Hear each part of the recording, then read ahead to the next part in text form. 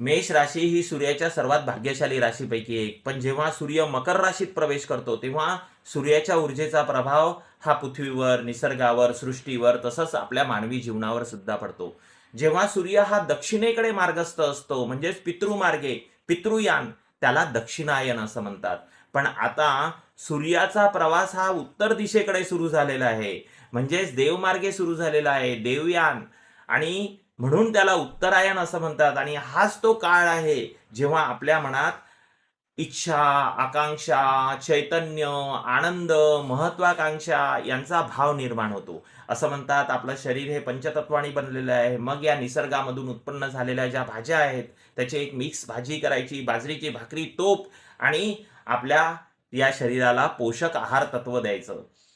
उगाच हसतो, उगाच रुसतो, जरा विसावू या वळणावर, भले बुरे जे घडून गेले, विसरून जाऊ सारे क्षणभर. म्हणून एक नवीन सुरुवात करायची, आनंदाची, चैतन्याची, एका नवीन पर्वाची. आणि असं म्हणतात की तीळ आणि गूळ हे सूर्य आणि शनीचे दोष शांत करतात.